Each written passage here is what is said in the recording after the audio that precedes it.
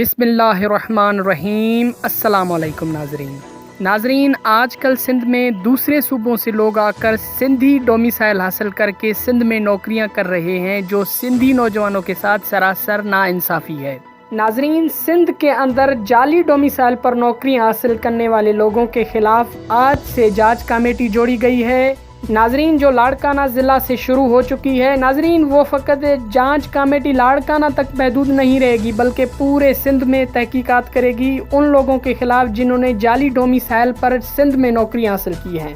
ناظرین، اس میں کوئی شک نہیں کہ 1947 سے لے کر سندھ کی ڈگریاں، زمین، پانی، شہرت اور معدنی وسیلوں پر جس طرح سے قبضے کیے جا رہے ہیں اور کسی صوبے کے ساتھ اس طرح سے ظلم نہیں ہو رہا ہے۔ کبھی پنجابی، کبھی پٹھان، کبھی افغان سے آئے ہوئے افغانی سندھ کا شناختی کارڈ استعمال کر کے سندھ کے جوانوں کی نوکریوں پر قبضے کر رہے ہیں، اور سندھی جوان جو ڈگری یافتہ ہیں وہ کبھی چنے بیچنے میں تو کبھی خود کو آگ لگانے میں مصروف ہیں۔ وہ ڈگری یافتہ ہو کر بھی کہیں ویٹر کا کام کر رہے ہیں، کہیں ریڑھی لگا کر وہاں پر روزگار کر رہے ہیں۔ ناظرین، تو سوال یہ پیدا ہوتا ہے کہ کیا یہ فقط ایک ڈومیسائل، ایک نوکری کا مسئلہ ہے، یا اس سے بڑھ کر سندھ میں سندھیوں کو اقلیت میں لانے کے لیے ایک پراپر ایجنڈا پر کام کیا جا رہا ہے؟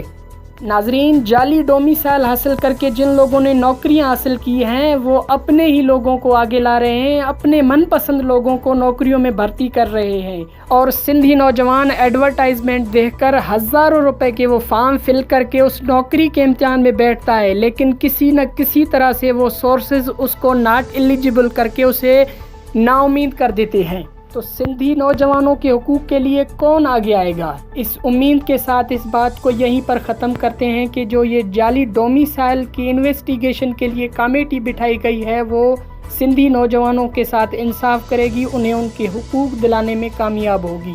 پاکستان زندہ باد، پاکستان پائندہ باد۔